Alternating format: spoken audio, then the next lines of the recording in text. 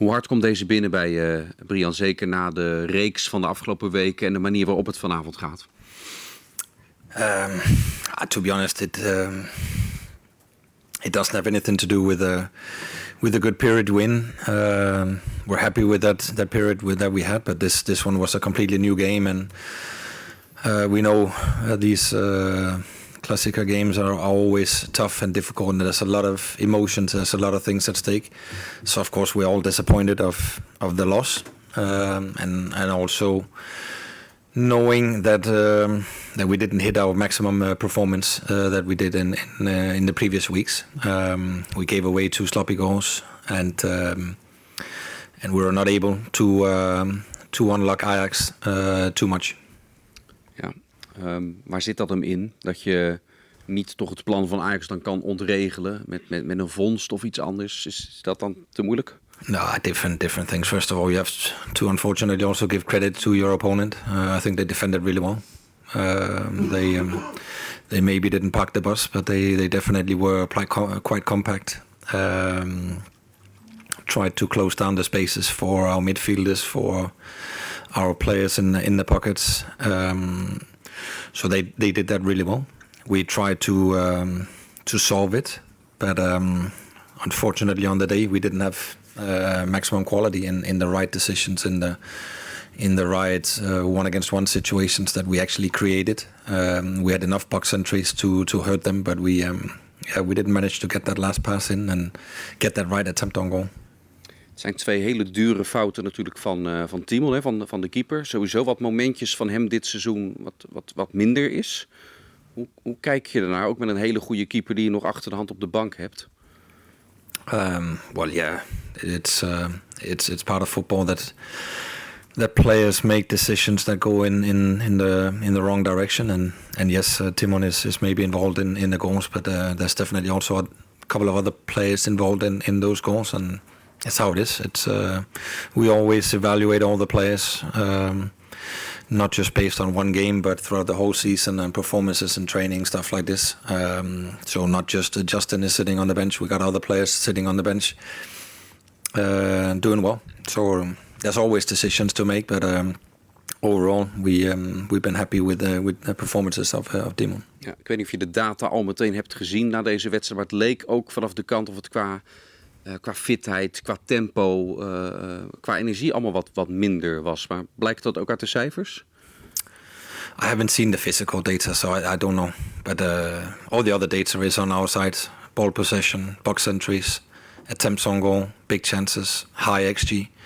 All the data is on our side, but the scoreboard never lies. And as I said, they took the moments when they had them. We had a few moments in the game, first half, second half, where we could maybe have got a goal in, and then we could have, got the energy from the crowd with us. But we missed it, and that's on us, and we have to evaluate it, and then we have to move on. That's a simple thing in football, and also after a loss, it doesn't change anything. There's a lot of games going for us at the moment, and when we fall, we have to get up, and we need to do it quick.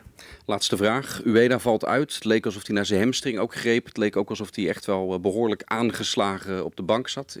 Moet je vrezen dat je hem een tijdje moet missen? Yeah, maybe yes. Dankjewel. Graag gedaan. Weer naar voren, 2 rijen.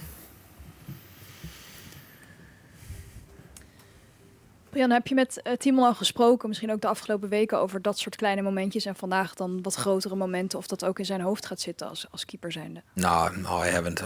I talked to him obviously during all the weeks and stuff like this, but he also has a really good goalkeeper coach who's analyzing all the games with him. So I'm not concerned in that aspect. Nee, voor de duidelijkheid, dit is voor jou geen reden om nu wel ineens een keeperswissel toe te gaan passen om Justin weer een keer een kans te geven? It's a question I will not sit here and answer after a game where we all lost. This is not just on Timon. There's a lot of things going wrong in the first goal, in the second goal as well. There's a lot of players involved in it, so we're not here to point fingers at anybody. But there's nobody who's sacred in the team, nor the goalkeeper or the midfielder or striker or whatever. If you don't perform, then It's the team mechanism that you have other players who should be ready to jump in. So that's normal part of football, and it doesn't change anything. Ja, de stemming de afgelopen weken, zeker natuurlijk na de wedstrijd in Lissabon, was best wel in de gloria. Ben je dan een trainer die daar heel erg in meegaat en nu heel erg in mineur zit? Of is het onderdeel? I said it also afterwards. I appreciate that people have been positive around the team. I think also the team deserved it. All the players deserved all the credit they got over the last 2 weeks. I think they performed really, really well and at a high level. And what they did in Benfica for sure was a big result for Dutch football, I think. But I said it straight after. We have to move on. The Eredivisie is the most important league for us, and we have to perform. And now we have another game on Saturday, so it doesn't change anything. And yes, we don't like to lose games. We hate it, and it's a bad feeling. But as I said already, when you fall, you need to get up. That's where you prove that you're professional and that you're top quality, and that's why we're at Feyenoord. Nobody's feeling sorry. Everybody's feeling pain, but we need to use the pain as fuel to smash Asset here in 3 days. We gaan er nog hier vooraan, andere kant. Eerste rij. Martijn. Vooraf zei je Ajax is moeilijk te analyseren, omdat ze natuurlijk heel veel dingen steeds verschillend hebben gedaan. Hebben ze je verrast met de manier waarop ze vandaag voor de dag kwamen? No, not really. They just did it really well. And they played a lot of man-man, made it difficult. And when opponents have the courage to play man-man, then you also depend on your players to be able to unlock them, to win your one-against-ones, to find good spaces, some other places on the field. And we didn't do it enough. I think for sure there's moments in first half also where we found these spaces, and we won these one-against-ones, but the last pass was not quality enough. I definitely count Osman behind Hato a couple of times in first half. I count Quinton in the 16 where he has an opportunity to lay it off for Ayase. I count Anthony Mulambo also having a shot inside 16 where he has an opportunity to lay it across to Igor to make that chance even bigger. But we have to be honest today, we didn't reach our top level. And when you at the same time give away 2 goals like we did today, then you end up maybe losing. And instead it could have been a boring draw. But credit to Ajax, they took the moments when they had it and they defended really well. And we have to be honest, we didn't reach the level that we want and expect from each other. But yeah, the sun will get up tomorrow and we will keep fighting. Je bent niet bang dat Ajax nu een blauwdruk heeft neergelegd voor de manier om Feyenoord te bestrijden? No. Als elke tegenstander het zo gaat doen, dan een oplossing dan. No, yeah, of course. No, don't worry about that. We will definitely try to find solutions when opponents are compact. But I think also over the past games we played in the Eredivisie, we also faced teams that were quite compact. But we found the key to unlock them anyway, and we had that individual quality also to hurt the other teams. So it's an ongoing process in getting better and stronger. And again, I said it a couple of times, it comes down to individual quality also to get that out in the right moments. And we have that quality for sure. Dankjewel. Iedereen achter hem. Marcel.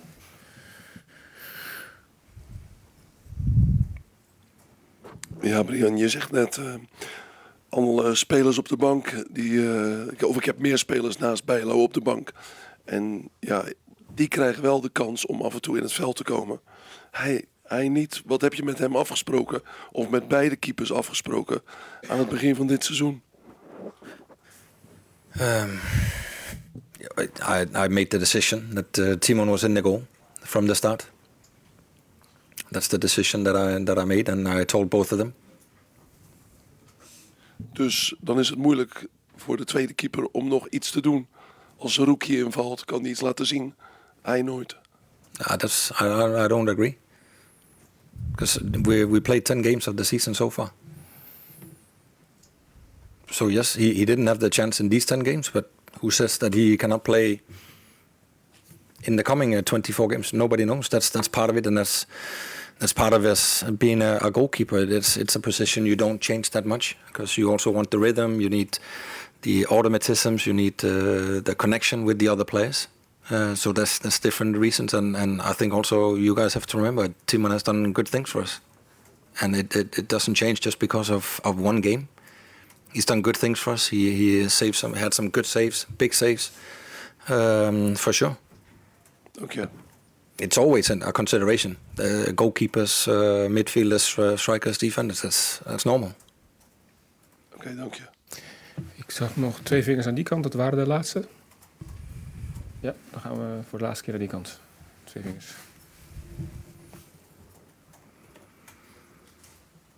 Dag meneer Priske. Nog één vraag over Timon. Het is ook een psychologisch verschil. In het verleden was hij eigenlijk de tweede keeper die er dan eigenlijk in kwam en het heel goed deed als vervanger van de eerste keeper. Nu is hij de eerste keeper. Dat is een psychologisch heel andere situatie, toch? Yeah, maybe. I don't know how I can answer it. I think he hasn't changed a thing since he was sitting on the bench and then suddenly playing. It's professional football. I think if you look at his career, he's been, now you guys say first goalkeeper, he tried that before, so he knows how to play the games, whether first goalkeeper, second goalkeeper, or how you want to call it. I think it's the same. There's always pressure on boys playing in the lineup. There's always pressure on players sitting on the bench coming in. That's part of professional football. Okay, thank you. Graag gedaan. Het slot eentje naar achteren. Brian, je hamert er geregeld op dat het een proces is. De laatste weken leek er wel zo'n stijgende lijn in te zitten. In hoeverre is dit soort wedstrijden, is dat logisch in het proces of is het toch wel een stapje terug? I don't think it's a step back, and I don't think it's logical. It's a football game, and it's my job to not make it bigger than it is, and in that element of the process or whatever we call it, the result. Yeah, it's tough. It's hard. We're disappointed 100%. We wanted to pay back to our supporters today. I think they were fantastic. They kept pushing and they kept helping us. They were positive after the game as well. Big respect to them. But there's I think 24 games to go from now on it, and we still need to win on Saturday. We still need to win on Wednesday against Salzburg. We still need to win. Is it Almeida City or something like this before the break? So. Yeah, it doesn't change and it doesn't stop. We need to develop as a team and as a group, and we're on a good way. And that's also why I said today, yes, you can look at the result and then you can feel bad. Or you can try to look at the game and see the good things in it, and you can see the small things that we need to do better. I think I count 7 attempts on goal from Ajax. That's it. And we're involved in the 2 goals that we get, and then we have a lot of other opportunities where we need to do better. We have to do better, and those are the things that we will look at, and then we will take the steps on Saturday, hopefully. Ja, heb je het gevoel dat dan bij dat soort wedstrijden waarin jullie dan ruim winnen of indruk maken, heb je het gevoel dat dan ten opzichte van zo'n wedstrijd als dit echt in kleine dingen zit, details? Yeah, I think it always is when it's big games. It's small things. We talked about it against Benfica. Talked about it against Girona. It's good opponents. It's tough games. Good players. Good tactical setup from the coaches as well. It's those games are not easy, and it's decided on small details. And today they were not on our side for various reasons, and that's our job to analyze why and then move on. And then, as I said, in 3 days we'll sit here again at 11:30 at night, and then hopefully we'll evaluate a really nice win. And then we keep going. It doesn't change, but it's a tough night for sure. We're all disappointed, players, staff, supporters, but that's how it is. We need to get up from the tree we fell at.